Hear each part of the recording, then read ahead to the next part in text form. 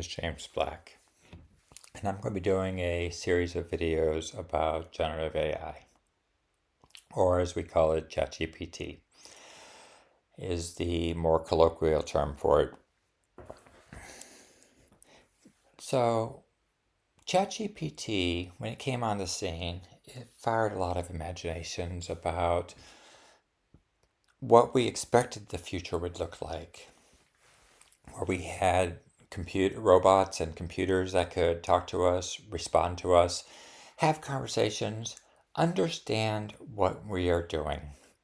So if I sit there and say I want to design a new nuclear reactor, I'm expecting that it understands nuclear physics and architecture and civil engineering, and it can safely design this nuclear reactor for me. Is that realistic? No. Why? Because these models don't really understand what they're writing about. They are a very large autocomplete. So if I go to Google and I start typing in a question, and it's filling it in as I go through. So we could even do something like, what is a... And so it's going to start filling it in. And this is autocompletion.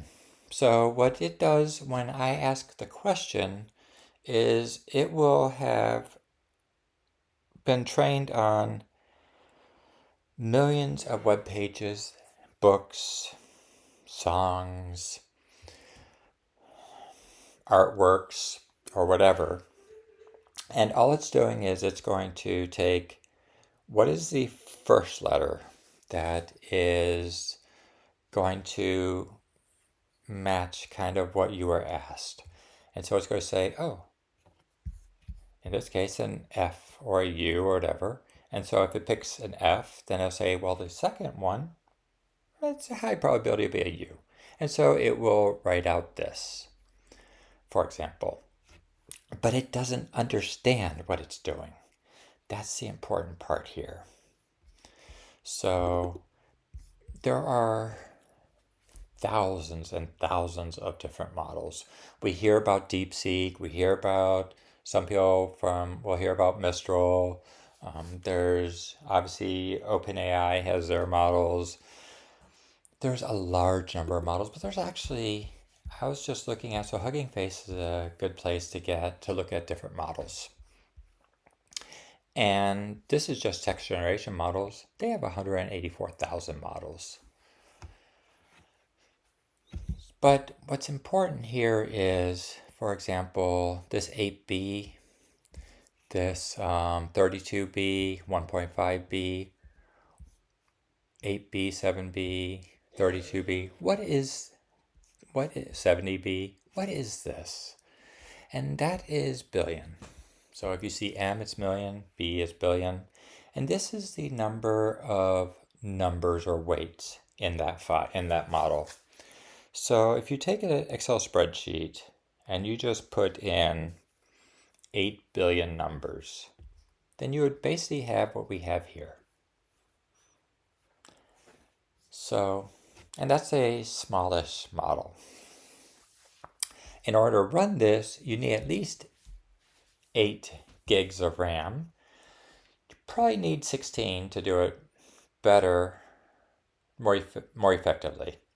So you want to at least have, in my rule of thumb, double what the number is.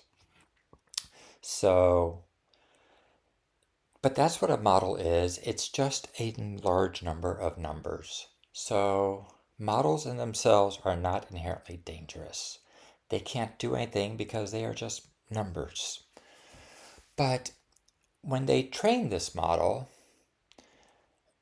a lot of them are trained on the same, they call it corpus, the same fundamental document. So you have public books from the Gutenberg Library, which are a large number of books in the public domain. You have the Wikipedia pages. They've been scraping different websites. So fundamentally, a lot of them had start with the same ones, but then you start with, okay, well, I want mine to be family friendly, so I'm not going to allow any cuss words. So any documents with cuss words, we'll reject. I want to, um, I want to have where this one particular group, I don't like the English because I don't like the way that they cook. So any documents that talk positively about the English, I'm going to reject. Or I really like spicy food, so if it's not spicy, I'm going to reject those documents. That's called censoring. The other problem is not everything on the internet is true. Now, these models don't know what's true and what's not true. If I decided to snake in something into the Wikipedia page about gravity, about how gravity doesn't exist, and it happened to be trained, included my information, then the model may give some incorrect information about does gravity exist. So this is not only about censoring, but you have to remember that they don't know what's real and what's not. So sometimes they may say something that's incorrect, and we can go back and say, well, that's not right because of this, but it could be traced back to the data they were trained on. Because remember, this is just a really big autocomplete. Now, I don't tend to use tools like ChatGPT. The reason being because everything that you type in here is being linked to you, and people can search it. At some point, they're going to allow more people to be able to start searching, just like Facebook allows people to use data to better figure out how to market to you. They'll be able to do even better marketing by using the what you've asked in ChatGPT or what you've exposed about yourself. Because you may sit there and in Facebook, you may not talk about how you had this food allergy or how you really miss your cat Fifi who died 10 years ago. But you may have discussions and be wanting to hear Fifi talking to you. And so people can start learning more about you in deeper ways than what they can from Facebook or LinkedIn or any of those social media platforms. You're exposing who you are at a much more fundamental level.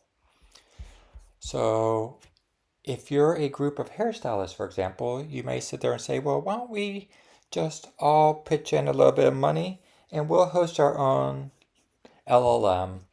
So we know how that data is being used because we are controlling it.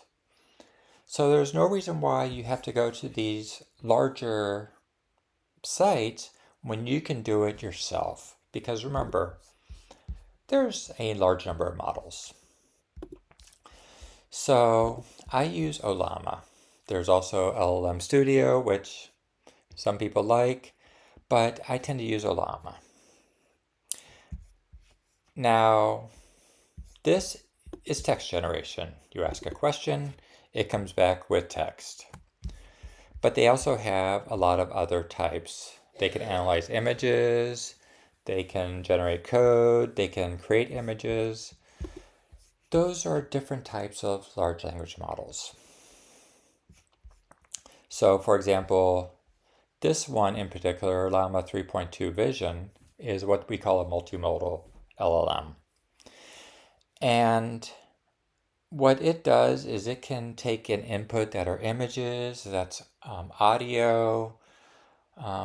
Multimodal means pretty much any mode of communication it can come in with, and some of them can output different types also.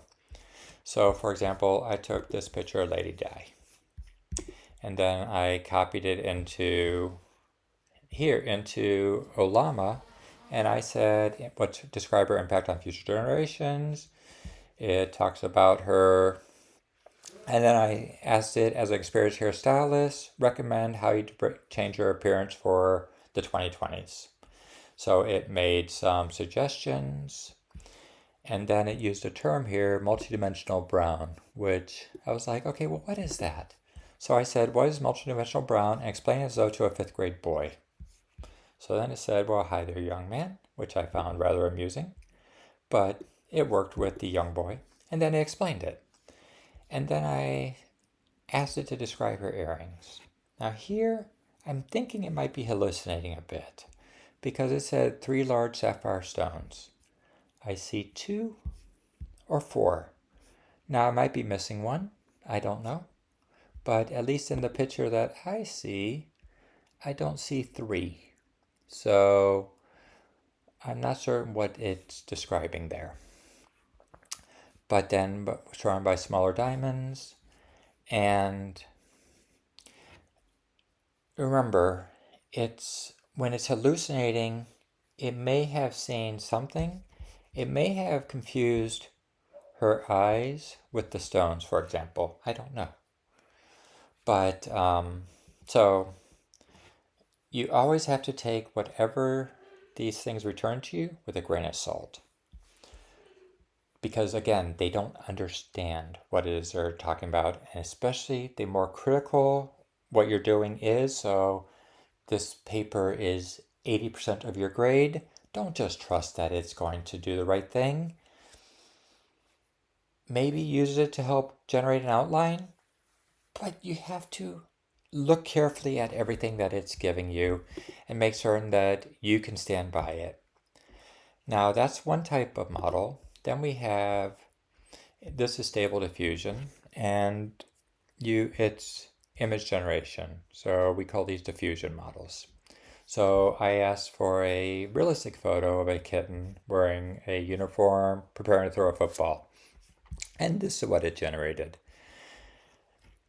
Not a big fan. I'm not a big fan of cats. I think I have one picture of a cat.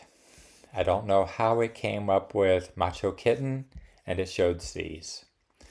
But